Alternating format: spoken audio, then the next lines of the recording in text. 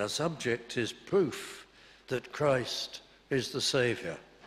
And in this part of this chapter, and chapter 53, there is an astonishing proof that Christ is God and that Christ is Saviour. And it comes in this form.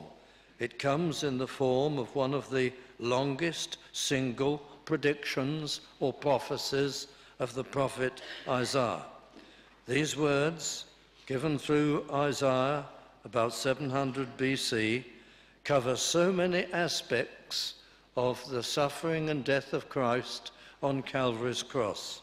We read them and we are aware that it's a very profound and a very comprehensive and full prophecy of the crucifixion of Christ. But I wonder if you know quite how many identifiable single predictions there are in the closing verses of chapter 52 and the chapter 53. Well, there's a certain amount of debate.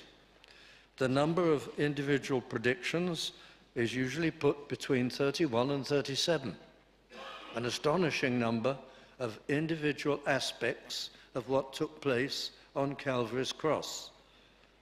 There are no more than those. When I say as many as 37, those who go for the lower figure find quite a lot of overlap or duplication in the predictions. So they bring them down to 31. But that's an amazing figure.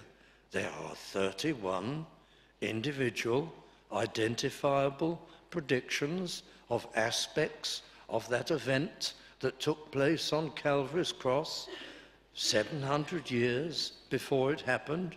Yes. And there are no predictions here which cannot be matched exactly to something which happened on Calvary's cross. But shaving out all possible duplication, there are 31 individual points that can be made. Now, we're not going to touch on all of them tonight, because it would be a glorious thing to do, but it would take us much too long. But just some of the main predictions.